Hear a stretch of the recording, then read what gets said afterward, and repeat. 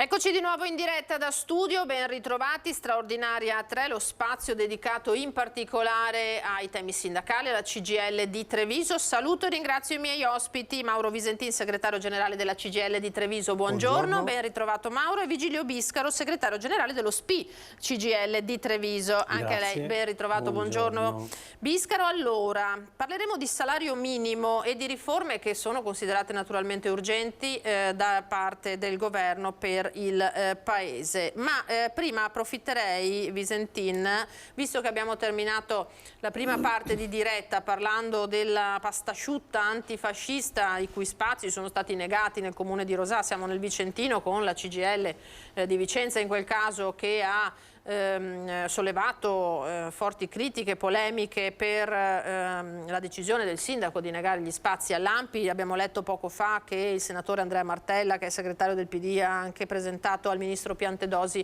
un'interrogazione. Cosa ne pensa di quello che è avvenuto?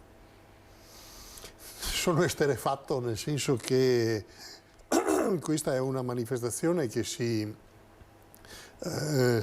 fa in tanti luoghi, in tante realtà, è un ricordare un momento anche di prima speranza che dopo purtroppo ci ha catapultato, dopo la caduta di Mussolini, ci ha catapultato dentro la guerra di resistenza, dentro la guerra civile del nostro paese. E è a mio avviso una modalità, adesso non conosco le ragioni dell'amministrazione che ha vietato questo tipo di manifestazione, però credo si stia travalicando qual è come dire, il tema della libertà e della democrazia che abbiamo conquistato proprio con quella guerra di liberazione e che è partita proprio da quel 25 aprile del 1943, per cui io credo che innanzitutto ci devono essere delle scuse da parte dell'amministrazione nei confronti dell'ANPI che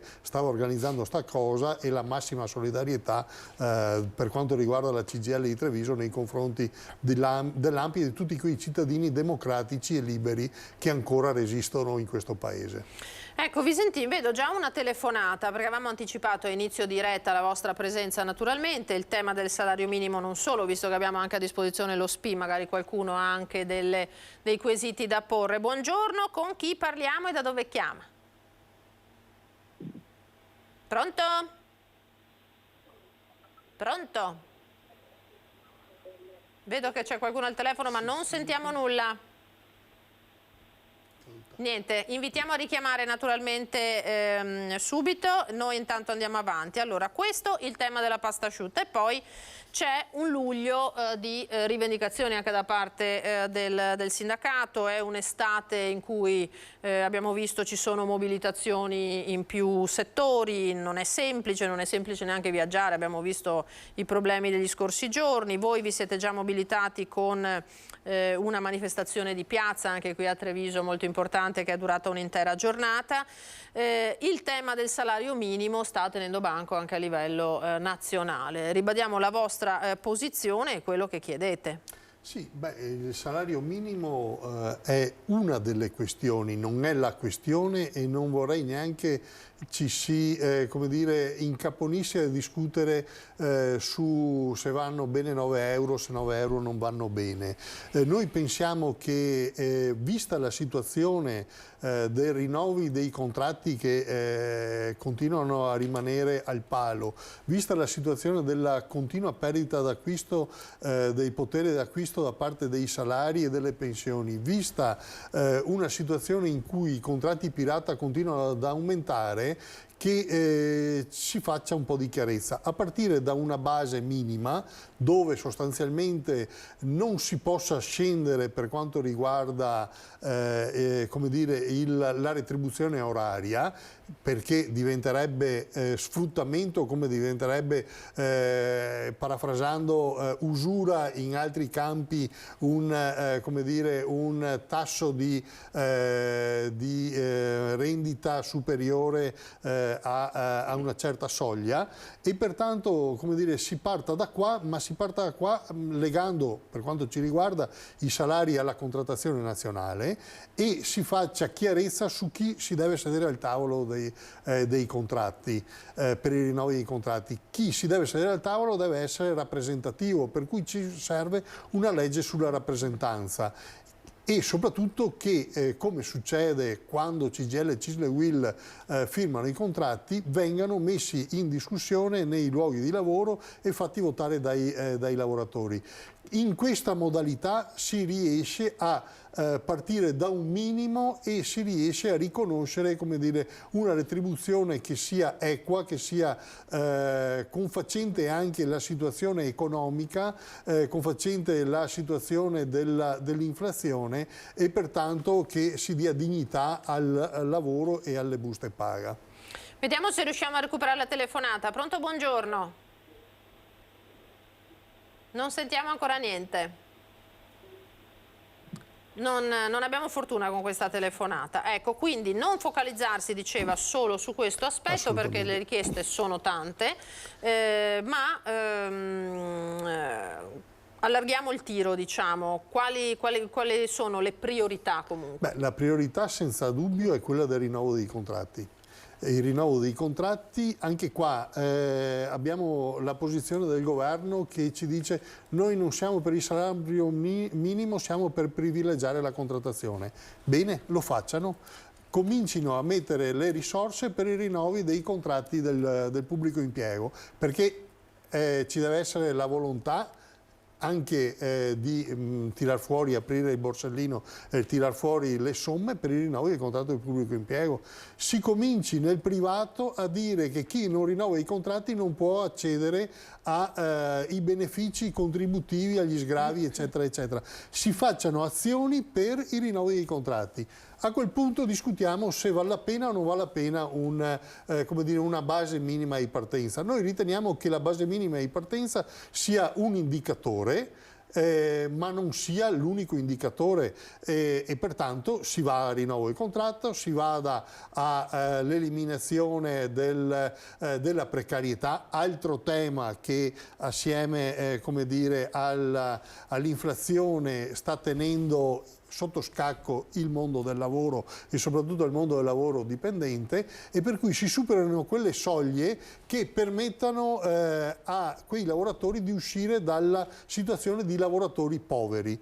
Questo è il tema che noi poniamo, lo facciamo, noi siamo disponibili a stare anche tutto agosto al tavolo della discussione, purché sia un tavolo che alla fine dia i suoi frutti. Se serve per pestare l'acqua sul mortaio, allora non abbiamo tempo a perdere, utilizzeremo altre modalità, che sono quelle della mobilitazione e della informazione ai cittadini e ai lavoratori. Senta, tra l'altro, mentre si attende di decidere provvedimenti che diano appunto dei frutti, come diceva lei, capita anche che il maltempo si accanisca sulle aziende, si accanisca sulle attività produttive. Abbiamo visto questa mattina in vari collegamenti dal territorio purtroppo la situazione con aziende costrette addirittura a bloccare la produzione, a mettere in cassa integrazione. Abbiamo visto quello che è successo anche all'Electrolux con questo bombardamento di grandine che ha fatto un macello, ma poi c'è l'agricoltura, si rischierà magari anche di aver meno da vendemmiare se andiamo avanti così, perché i vigneti sono stati devastati,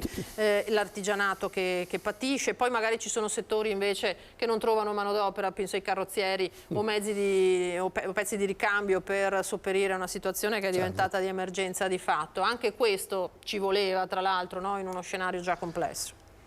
Allora noi dobbiamo fare i conti con un clima che è cambiato e che sta cambiando, a differenza dei terapiattisti, dei negazionisti che continuano a dire che questo non è successo, non sta succedendo. Noi pensiamo che uno sviluppo del mondo del lavoro e della vita delle persone debba fare i conti assolutamente con la sostenibilità, perché lo sfruttamento, perché l'inquinamento, perché l'emissione di CO2 in atmosfera ci stanno portando a questi disastri che dopo vediamo e paghiamo con mano. Stavamo commentando proprio prima venendo qua in macchina di quanto costa rimettere a posto cose che potevamo magari con gli stessi soldi o forse con meno investiti in altre modalità potevamo aver come dire, risolto alcuni problemi. Ecco, io credo che noi non possiamo prescindere da questo e tutti quanti dobbiamo fare i conti. Uno,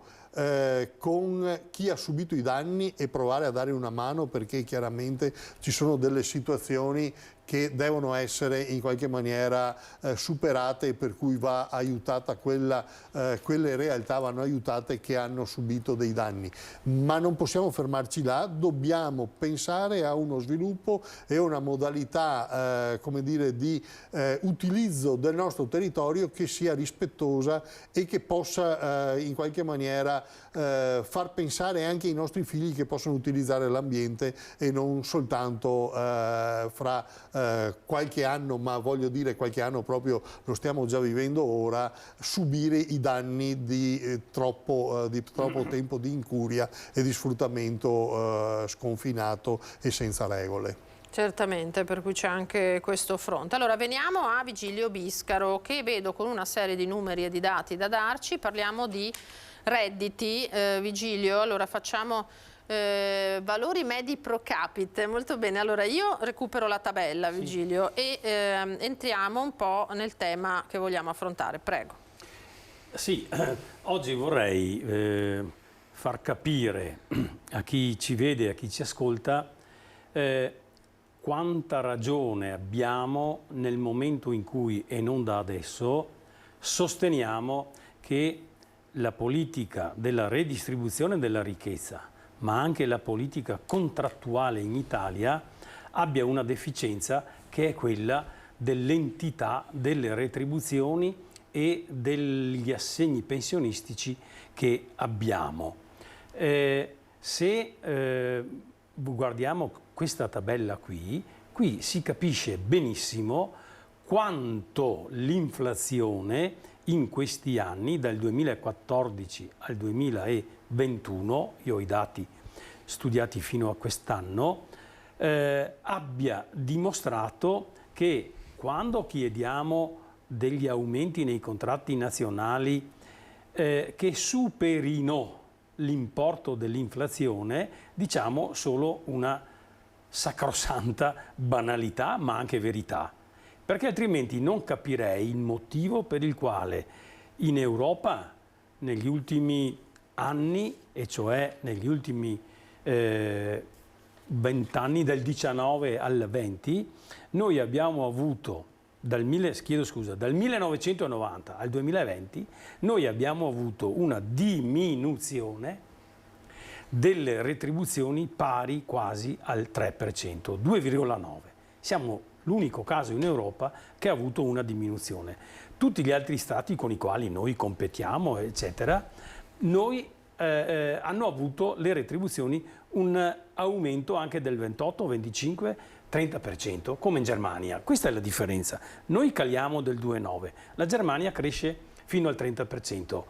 Allora, se, come posso dire, prestiamo attenzione a tutto quello che diciamo quando incontriamo il governo, quando incontriamo la Confindustria, dobbiamo far capire che la differenza rispetto al peso dell'inflazione delle retribuzioni vale 14-2021 4.000 euro, 22.000 euro nel 21 medi, chiedo scusa, medi, ecco, mentre dovrebbero essere 26.000. I pensionati con quel sistema della perequazione se la cavano un po' meglio, ma anche qui vediamo che 1.500 euro fanno la differenza. Allora, noi adesso stiamo parlando, lo diceva anche Mauro, del fatto che sul salario minimo si sta, come posso dire, discutendo a livello nazionale. Non so se oggi il governo manterrà la promessa di Meloni di non sopprimere la richiesta dell'opposizione, ma di andare nel merito. Andare nel merito significa però rinviare in autunno la discussione sul salario minimo. Il salario minimo esiste in tutta Europa, non voglio sbagliare i dati, in Europa, se non in Italia, Danimarca, Austria, Finlandia e Svezia. Svezia, Finlandia e Danimarca credo siano, compresa anche un po' l'Austria, siano delle società e delle economie che possono permettersi anche di non avere il salario minimo. Hanno anche un welfare. Hanno un sistema di welfare state importante, però in tutti gli altri paesi esiste un salario minimo. Perché noi non vogliamo aprire questa stagione di contrattazione? Perché, vedete, se guardiamo i redditi, che vedo La tabella giusta? vedo la tabella, ecco, Bene. se noi guardiamo la parte più bassa, ecco, della tabella, vediamo che i redditi dal 2014 al 2021, i redditi per IRPEF, bene, hanno queste differenze rispetto al 2014. Passiamo da chi aveva da 0 a 10.000 euro, 782 milioni complessivi, provincia di Treviso, a 666 milioni, abbiamo un deficit del 4% e via di seguito. Chi è andato bene è la parte mediana, quelle retribuzioni e naturalmente pensioni che vanno dai 26.500 ai 55.000 euro. Quello che salta all'occhio è che chi ha dichiarato più di 120.000 euro, sempre l'ammontare per l'IRPEF, sono aumentati del 10%, da 966 milioni a 1,5 miliardi. Qui si capisce che la fascia, ecco, più povera, part-time, pensioni basse, eccetera, sta diminuendo, perché ci sono delle pensioni che aumentano il loro gettito proprio per quel meccanismo di pensionati con il contributivo, e perciò lasciamo perdere, un po' complessa la cosa, e perciò questa fascia qua va ad aumentare. Quello che invece come numero di persone, e vorrei che andassimo sulla frequenza, bravissima, qua, già pronta. gentilissima, Ha visto bravissima, che efficienza? bravissima. Qui stiamo vedendo la fotografia della disuguaglianza che c'è in provincia di Treviso. Se nel 2014 avevamo un reddito complessivo da 0 a 2.346 frequenze persone, andiamo a 28 nel 2021. Questo significa che come posso dire, la provincia di Treviso ha aumentato i propri redditi per queste persone, perché sono passate nelle fasce di reddito successive. Allora, senza fare dare tanti numeri, guardiamo quella fascia mediana per cui noi parliamo spesso nei contratti nazionali, da 26 milioni a 55.000 euro. Questi sono aumentati quasi di 40.000 frequenze persone. Significa che reddito in quella fascia là sta aumentando, ma sta aumentando anche la fascia oltre i 120.000 euro di dichiarato, da 4.500 a 6.700. Allora, per chiudere il ragionamento con l'inflazione, dopo parlerò della questione del salario minimo, almeno per quanto riguarda la CGIL e lo SPI. Se guardiamo la slide sull'inflazione, capiamo quanto i numeri che ho appena dato ci dicono. Dal 2014 al 2022, no, l'inflazione la si vede benissimo, dal 0,2 2014 c'è un anno, il 2016, che è andato in negativo, ma siamo arrivati ormai a una inflazione alta che è nel 2022 l'8,1%. Se guardiamo anche i primi 4 mesi del 23, la somma di questa inflazione mi dice che le retribuzioni e le pensioni avrebbero dovuto aumentare senza aumentare il potere d'acquisto, ma per mantenerlo del 21,7%. Ecco, questo dato qui, 21,7%, mi fa dire che nel momento in cui finalmente arriviamo quasi tutti i sindacati confederali, con qualche punto di domanda sulla CISL, ad aver capito, anche la CGIL stessa, ad aver capito che il salario minimo non è ostativo rispetto alla contrattazione collettiva, ma anzi aumenta la capacità di rappresentatività di tutte le fasce di lavoratori e di lavoratrici in Italia, mi fa dire che le forze politiche bene fanno a discutere di questo, però spererei che non lo facessero durante la discussione sulla legge di stabilità, perché io credo, guardo anche Mauro su questo, io credo che avremo altri problemi quando discuteremo della legge di stabilità e probabilmente il salario minimo verrà accantonato. Bisogna discutere oggi. Perché discutere oggi? Per tutte quelle ragioni che diceva Mauro e per dare una mano alla contrattazione collettiva, perché la precarizzazione che abbiamo avuto in questi anni, qui un po' di mea culpa lo dobbiamo fare anche per chi appartiene o è appartenuto al centro-sinistra, perché la prima, come posso dire, legge sul contratto a part-time l'abbiamo fatto con un governo di centrosinistra, con Treu, tanto per parlarci chiaro, ma da lì è cominciata la deriva. Dobbiamo invece fermarci e dire: in Italia un lavoratore dipendente, qualsiasi lavoratore dipendente, deve almeno prendere 9 euro lordi, non netti, lordi, perché tutte le altre facilitazioni che abbiamo avuto e che continuiamo ad avere, anzi il governo attuale le ha aumentate, non fanno altro che scardinare il potere d'acquisto delle persone e far sì che, dicendola politicamente, chi può va via dall'Italia, i laureati, i diplomati vanno via dall'Italia se hanno una laurea o un diploma vendibile, no, tra virgolette, e chi rimane con dei contratti magari a livello individuale con retribuzioni basse.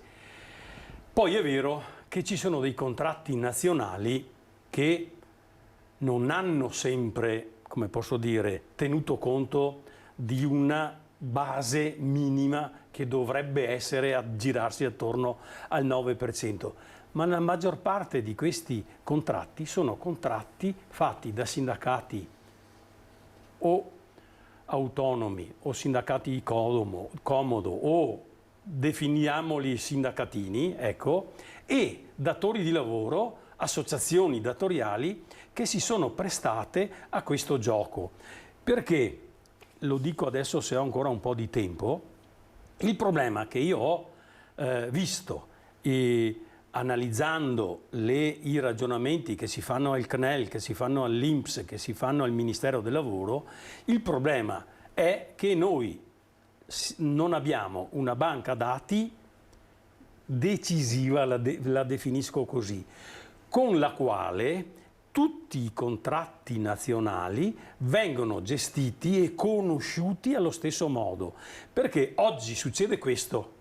E lo dico a chiare lettere, nel momento dell'assunzione il datore di lavoro comunica all'INPS a quale contratto di riferimento il lavoratore sarà assunto per il suo trattamento pensionistico.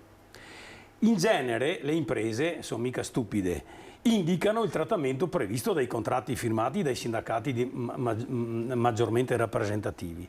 Però nella lettera di assunzione, invece, al lavoratore viene indicato il trattamento previsto magari dal contratto più basso, firmato da sindacati così, no, sindacatini, chiamiamoli così, autonomi, come volete, con dei contratti che sono proprio pirata. Questa lettera è registrata al Ministero del Lavoro, ma non risulta né all'INPS né al CNEL. Questo significa che col gioco delle tre carte io dico di assumere una persona e gli applico il contratto della ristorazione. Poi nella lettera di assunzione il dipendente si trova il trattamento economico e contributivo invece di uno di questi contratti, nel Ministero del Lavoro, nell'INPS sa che c'è qualcosa che non va. Allora io dico, Ministero del Lavoro, onorevole Calderone, prendi in mano sta roba qua, la banca dati sia una banca dati gestita dal Ministero, in modo tale che diamo una frenata a questa proliferazione dei contratti collettivi nazionali di lavoro. Perché negli ultimi 10 anni, la cosa la diciamo spessissimo, ma negli ultimi 10 anni noi siamo passati da 550-555 contratti nazionali a, leggo, 1091. Questi 1091 non sono tutti firmati, la minor parte, da CGIL e CISL-UIL, e perciò, chiudendo questa prima riflessione, è assolutamente importante che CGIL e CISL-UIL e le forze politiche che credono in un rapporto positivo nel mondo del lavoro, una legge di rappresentanza che faccia chiarezza su chi si può sedere ai tavoli, datori di lavoro e sindacati. Chi non è rappresentativo di un minimo di come posso dire, iscritti nel settore di riferimento non si siede ai tavoli, perché la proliferazione di contratti fantasma è proprio frutto di questo scambio. Sindacati accondiscendenti, associazioni che nascono di datori di lavoro che dicono pago meno il dipendente, e poi ci troviamo nella situazione che come posso dire, nei siti turistici anche del Veneto c'è carenza di questa figura professionale, c'è carenza di quest'altra figura. Nell'industria ancora di più questo. Perché? Perché bisogna far capire a tutti che il lavoratore non è un numero, non è una retribuzione, è una persona e deve essere trattata come tale. Certamente, è pagata di conseguenza, e siamo d'accordo. Allora, di fronte a questo quadro che ha tracciato Visentin, allora abbiamo visto una forbice tra chi ha meno e chi ha di più che si sta allargando, un'inflazione che ha eroso qualsiasi genere di incremento, se c'è stato, e per cui in questo quadro si inserisce il tema appunto del salario minimo, e anche qui fanalino di coda, perché siamo tra i pochi a non averci.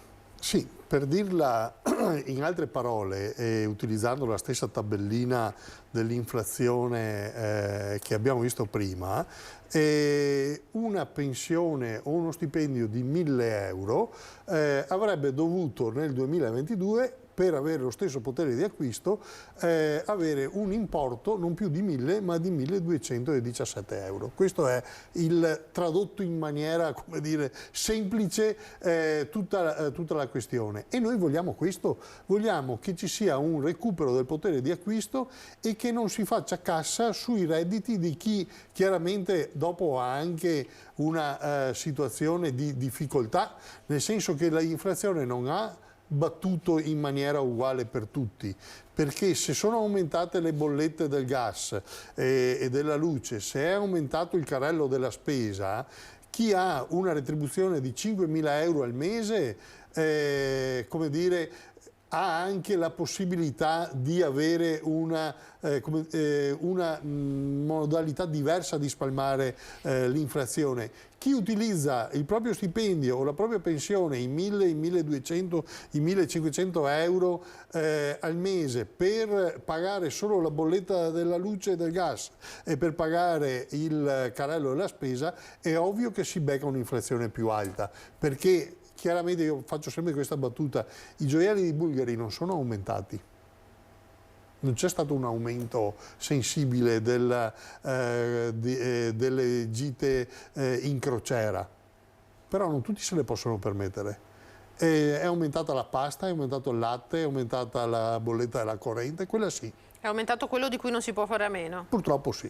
Senta, tra l'altro appunto i numeri che faceva Biscaro prima, su quello che manca, le quote che mancano, avrebbe fatto decisamente comodo in questo periodo, no? E se ne sente pienamente la mancanza, perché la differenza tra un 22.000 e 26.000 euro... Sono due mensilità. Un lavoratore si trova a aver lavorato al posto che per 13 o 14 fortunati in mensilità si trova ad aver lavorato per 11 o 12 mensilità. Questo è quello che sta succedendo.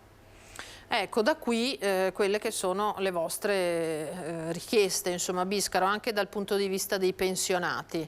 Sembrava che quest'anno portasse in qualche modo a quella che si sperava, insomma, essere non una svolta, perché per carità di Dio in questo paese le svolte sono molto rare, ma un miglioramento delle condizioni, degli importi, eccetera, una revisione che però non si è neanche percepita di fatto.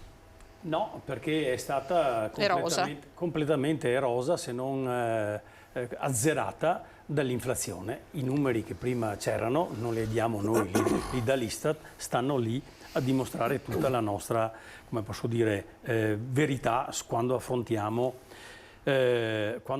questi argomenti. Allora, i pensionati sicuramente nel 2023 avrebbero dovuto avere una perequazione, la chiamiamo così, una perequazione in riferimento all'inflazione con le norme esistenti.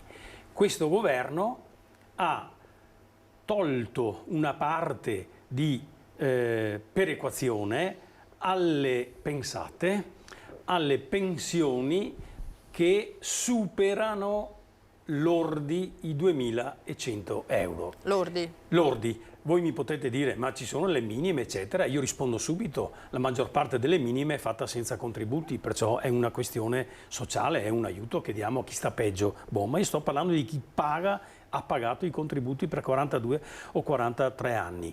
Allora, se il governo ha fatto questa scelta, l'ha fatta perché doveva rispondere a direttive politiche all'interno della propria compagine e perciò ha stabilito anche la flat tax per il lavoro autonomo e perciò chi dichiara, non chi realmente introita, chi dichiara 85.000 euro paga solo il 15% di tasse, mentre noi viaggiamo 25, 28, 30, 32, adesso non ricordo bene la terza aliquota, però questo è il livello. Allora, io mi rivolgo sicuramente al governo, ma vorrei che CGIL e CISL e UIL a livello dei pensionati è assolutamente unitaria su questo punto, ma anche CGIL e CISL e UIL su queste questioni non demordino rispetto agli obiettivi che ci siamo posti con le manifestazioni e l'ultima che faremo a Roma, credo all'inizio di ottobre. Perché se noi non manteniamo azzardo, aumentiamo il potere d'acquisto delle retribuzioni per quanto ci riguarda pensionati, delle pensioni, il futuro della società italiana sarà un futuro di ultra settantenni, ultra 65enni, ultra ottantenni poveri, bisogni di cure senza nessuno che sarà in grado di darle, perché i nipoti o i figli hanno altro da fare, badare al loro rapporto di lavoro, alla loro famiglia, e ormai la società italiana è cambiata.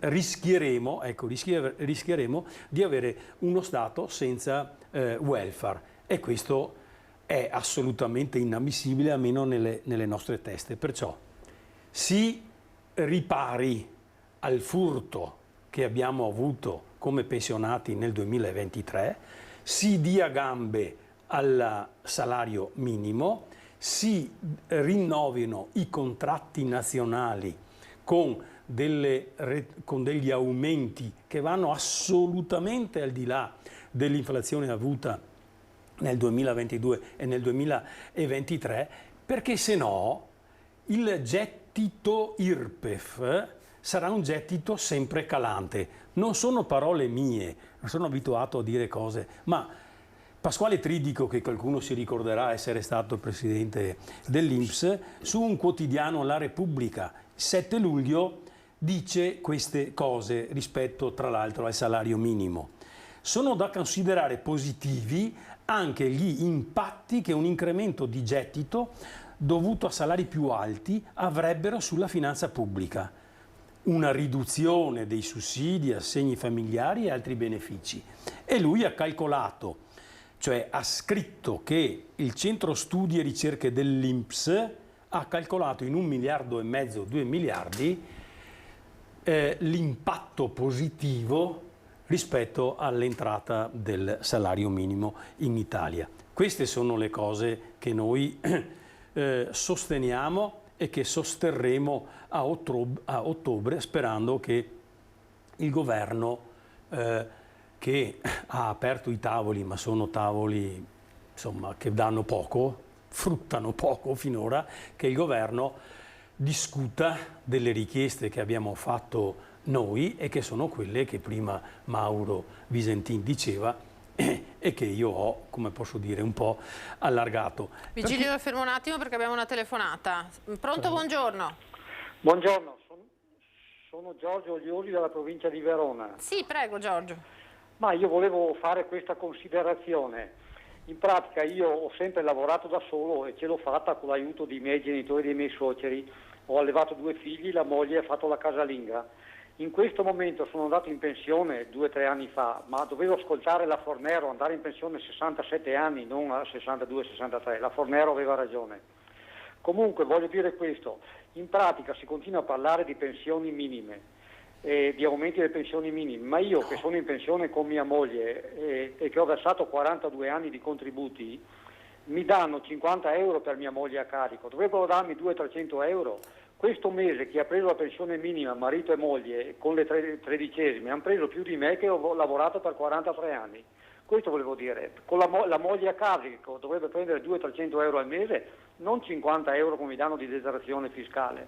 Vorrei dire ai signori sindacalisti che si possono portare avanti questa considerazione che io ho fatto. Vi ringrazio. Grazie Giorgio. Mi sembra giusta anche. Giorgio, grazie della domanda. Oltre a dirti che siamo perfettamente d'accordo con te, ti dico che tante persone, te ma anche il sottoscritto, sono andati in pensione a 67 anni di età. Il problema è che gli aiuti alla famiglia sono aiuti miserrimi e che non tengono conto invece di una necessità, ormai è diventata una necessità da parte di tutti gli stati, ma parliamo dell'Italia. Se noi vogliamo innalzare la vita dei pensionati e anche degli attivi, dobbiamo lottare perché ci siano dei servizi pubblici più efficienti.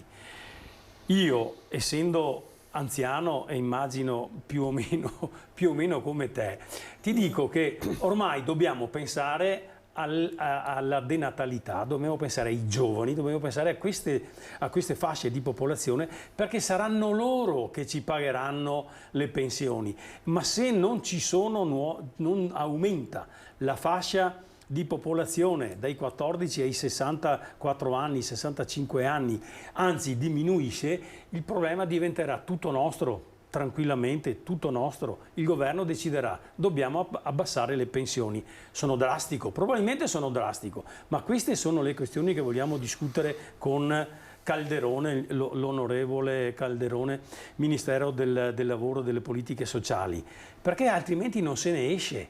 O lavoriamo in due, oppure tu sei stato bravissimo nella tua vita perché hai fatto quello che hai detto in questa telefonata, ma il rischio è che non riusciremo più neanche in due, no? Se abbiamo lavori poveri, a garantirci una vita tranquilla e in più una pensione dignitosa. Perciò sono perfettamente d'accordo con te, le manifestazioni che stiamo facendo e che faremo guardano a questo. Gli obiettivi della piattaforma unitaria CGIL e CISL-UIL sono questi, perciò se sarà necessario dovremo anche pensare a forme di mobilitazione diversa. Allora i pensionati sono assolutamente in prima linea, ci sono anche gli attivi, ma a me piacerebbe che nelle discussioni che facciamo in famiglia o che facciamo al bar o che facciamo in piazza discutessimo di queste cose qui e non se uno prende una roba o prende l'altra, il deputato, il sindaco eccetera, perché guardate che se non facciamo una scelta precisa rimarremo in una società disuguale ed è la cosa che noi vogliamo, almeno come CGIL la disuguaglianza non fa per noi. Visentin, su queste considerazioni cosa aggiungiamo? Lei ha un pochino di ottimismo per i tavoli in autunno? No, Assolutamente, per come si sono messe le cose, no. Anche qua, per ritornare sulla questione dell'inflazione e sul fatto che qualcuno ci sta dicendo ma se ci fosse l'aumento dei salari l'inflazione si infiammerebbe, eccetera, eccetera. Questa inflazione è determinata da precise scelte di questo governo che non ha assolutamente messo le mani sugli extra profitti delle banche, che hanno fatto una montagna di soldi con gli aumenti degli interessi sui mutui, che non ha messo le mani sugli extra profitti delle società che gestiscono l'energia, dove hanno fatto una montagna di soldi con gli aumenti del costo del gas piuttosto che della benzina, eccetera, eccetera, e così via. E per cui noi pensiamo che o questo governo comincia a dire ci siamo sbagliati e ripartiamo da capo, oppure bisogna che glielo facciamo capire. E siccome penso che questo governo, per come è partito e per il fatto che continua a dire abbiamo vinto le elezioni per cui abbiamo ragione noi, la maggioranza degli italiani ci ha dato il mandato di fare le cose che adesso stiamo facendo, noi pensiamo invece che intanto non era la maggioranza degli italiani, ma questo è un altro discorso, ma soprattutto pensiamo che come dire, sarà dura e sarà necessaria tutta la nostra capacità di mobilitarci su queste questioni, su questi temi, per far cambiare idea a un governo che è partito lancia in resta a far pagare il conto alla parte più debole della società, sbagliando tra l'altro, perché io vorrei dire un'altra cosa, proprio parafrasando l'ex presidente dell'INPS. Guardate che se aumentate gli stipendi e le pensioni, sono gli unici che pagano le tasse e per cui sono gli unici soldi garantiti che arrivano dentro le casse dello Stato. Se invece continuate a fare operazioni di mance a chi non paga le tasse attraverso i condoni, attraverso la pace fiscale, che tra l'altro è lo sconto a chi ha fatto il furbo e non ha pagato le tasse, vuol dire che metti in difficoltà ancora di più le casse dello Stato, e vuol dire che noi 50 euro alla moglie del pensionato che ha lavorato 42 anni, ma ci sarà la riduzione delle pensioni anche del pensionato, non soltanto i 50 euro. Vuol dire che gli asili nido non si fanno, vuol dire che le scuole pubbliche non funzioneranno, vuol dire che la sanità sarà ancora di più tartassata di quanto è tartassata fino adesso. Questo è quanto sta succedendo. Per questo io purtroppo non sono come dire, ottimista, però sono incazzato al punto tale da dover dire che me la gioco fino alla fine e dobbiamo giocarsela fino alla fine. Ho utilizzato una brutta parola, mi scuso, però vabbè, è è abbastanza sdoganata, pazienza. Senta Visentin, vedo il sito del Corriere della Sera che fa il punto sulle ipotesi allo studio in tema di nuove pensioni. Quota 103,96, il confronto governo-sindacati sulla riforma. I sindacati chiedono maggiore flessibilità in uscita, con possibilità a partire dai 62 anni o con i 41 di contributi, a prescindere dall'età, oltre a una pensione di garanzia per i giovani. Qual è la posizione su questo? È proprio questo il tema, nel senso che intanto non tutti i lavori sono uguali. Non possiamo chiedere di fare 50 anni in strada a chi in questi giorni sta stendendo l'asfalto, non possiamo pensare che in agricoltura si possa lavorare fino a 67, 68, 69, 70 anni, soprattutto con questi climi, e per cui non tutti i lavori sono uguali e ci deve essere una flessibilità in uscita, riconoscendo e ampliando quella gamma di lavori usuranti e gravosi. Dall'altra parte c'è un altro problema, perché questo è un paese che è fantastico. Nel momento in cui abbiamo sdoganato le pensioni come dire, quelle complementari, quelle dove il lavoratore, proprio per far fronte al cambiamento di come viene calcolata la pensione tra il sistema retributivo, ricordo in maniera molto semplice, il sistema retributivo voleva dire che la mia pensione veniva calcolata sui miei ultimi 10 anni di retribuzione, che chiaramente non comprendeva le retribuzioni di quando ero giovane, ero apprendista, eccetera, eccetera, e pertanto avevo comunque una pensione che era circa l'80% del mio stipendio. Adesso sta passando il sistema contributivo, vuol dire che tutto il conteggio si fa con tutta la carriera lavorativa, e anche qua vuol dire che se io lavoro 41, 42, 43 anni, alla fine andrò in pensione con circa il 60% della mia ultima retribuzione, non più l'80%.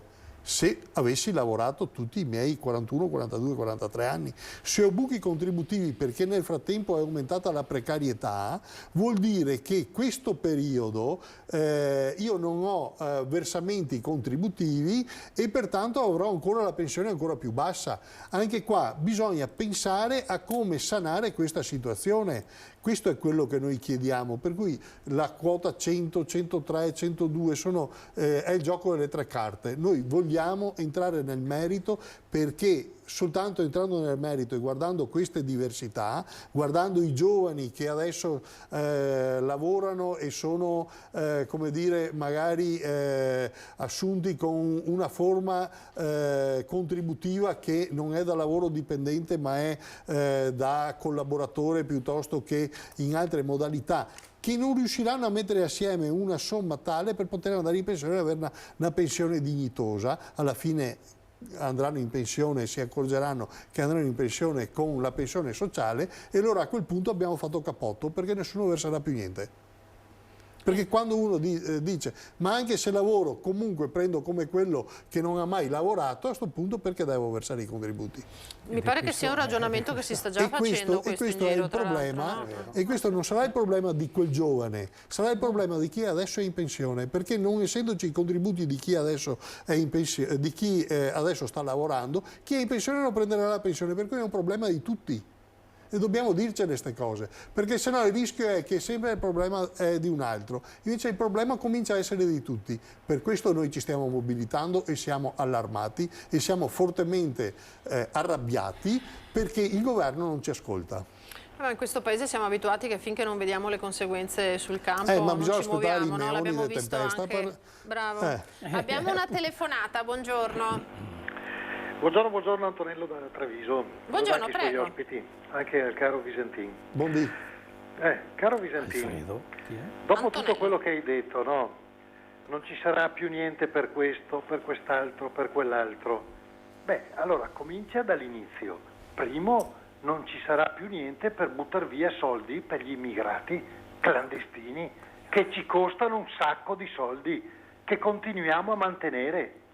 Da ultimo puoi dire non ci sarà più niente per le nostre pensioni, perché vedi caro Visentin, con tutto il rispetto che ho per te e l'associazione che rappresenti, anche qui a Treviso, quando io ho cominciato a lavorare all'età di 15 anni e mezzo, studiavo e lavoravo, prendevo il bus, sai, i famosi bus della FAP, che chiamavamo fatela a piedi, Forse arriverete senza riscaldamento, senza aria condizionata, e tra l'altro pagavamo il biglietto alle 5:30 di mattina. Adesso i signori immigrati che in Corso del Popolo se ne stanno tutti i giorni seduti al tavolino a brioche e cappuccino e non fanno un mazzo dalla mattina alla sera e devastano i bus che hanno l'aria condizionata e il riscaldamento. Allora, come la mettiamo qui sta faccenda? Cioè noi dobbiamo sempre pagare gli ospiti e gli ospiti si comportano da delinquenti, ma se tu hai un ospite a casa tua, che per esempio cade un albero o ti piove dentro in casa, cosa fa l'ospite secondo te? Ti aiutano?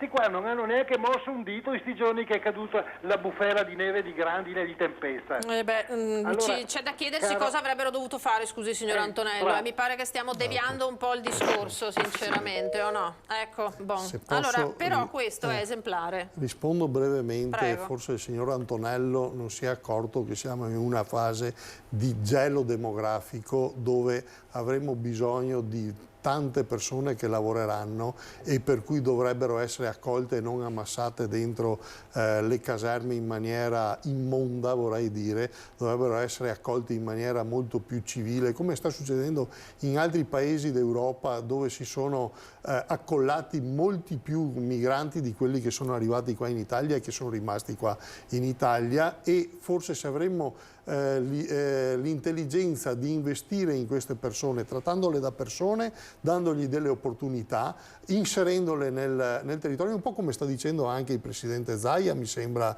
in questi giorni, o il Sindaco Conte, molto probabilmente che... con molto piacere scopro che hanno cambiato idea, molto probabilmente come dire, avremo anche delle persone che potrebbero aiutarci anche per il nostro futuro oltre che per il loro futuro. Io non credo che chi è arrivato con le modalità con cui ci hanno raccontato sia disposto a fare il delinquente così a gratis. Fa il delinquente perché non ha altre opportunità. Avesse altre opportunità, e noi saremmo molto più intelligenti se fossimo nelle condizioni di poterglielo permettere, magari ci dà una mano anche nel prossimo futuro e diventa un cittadino europeo come lo siamo tutti noi. Biscaro, vuole aggiungere qualcosa? Io volevo solo aggiungere questo ad Antonello, perché magari sarà stato uno sfogo il tuo, ma dobbiamo smetterla sinceramente, dobbiamo smetterla di fare differenze fra noi e chi viene qui a lavorare, perché altrimenti per una equazione normale, ecco, tutti i nostri giovani che vanno all'estero dovrebbero essere trattati come quelli che noi accogliamo qua, e qui non va bene. Chiedo scusa, sai, se mi sfogo in questo modo. La Confindustria e le associazioni datoriali dell'agricoltura chiedono forza lavoro perché non ce n'è. L'errore è come li accogliamo.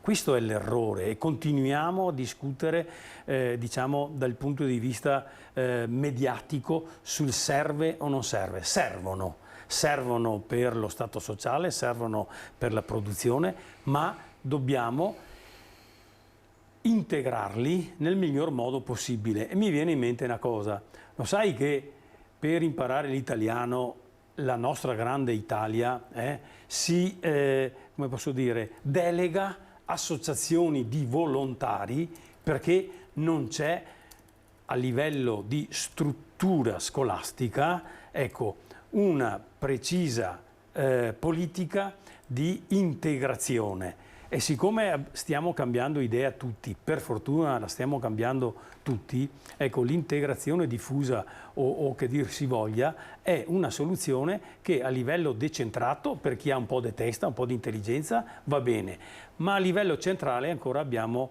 queste resistenze. Perciò sono persone come noi, devono integrarsi assolutamente, come io mi dovrei integrare se andassi in Australia, tanto per capirci, o in Nuova Zelanda, che amo, ma non importa, ecco, ma dobbiamo trattarle come persone. E hai ragione tu, se delinquono, lo diceva anche Mauro, delinquono come gli italiani e perciò devono essere assolutamente fermati. Ma dobbiamo a loro dare la possibilità invece di vivere e di formarsi una famiglia qua da noi, come abbiamo fatto noi. Certamente, in questo appunto l'accoglienza diffusa può essere un sistema evidentemente più efficiente di un mega hub con 800 persone dentro, si sta dicendo in questi giorni, certo. No? Ma lo vediamo anche nel nostro territorio, che in realtà va distinto sempre quello che diceva Vigilio, il buono dal cattivo, come si dice comunemente, no? E di questo dovremmo fare uno sforzo, anche perché c'è appunto una stagione demografica drammatica che sta venendo avanti e con cui faremo presto i conti, a proposito di quello che dicevamo prima. Tempo terminato anche oggi, signori. Allora, grazie per la vostra presenza e per le risposte, insomma, che abbiamo dato anche ai nostri telespettatori. Ricordo Mauro Visentin, segretario generale della CGIL di Treviso, Vigilio Biscaro, segretario generale dello SPI di Treviso. Si annuncia un autunno caldo, a quel che ci pare, non solo quest'estate, non solo climatico. Non solo climatico, visto quello che stiamo vedendo, e quindi pronti, insomma, lo abbiamo sentito anche anche alla mobilitazione se sarà necessario. Io ringrazio Alessandro Granziera in regia insieme ad Alberto Pivetta, noi ci diamo appuntamento ai telegiornali di questa sera e intanto a tutti un buon pomeriggio, arrivederci.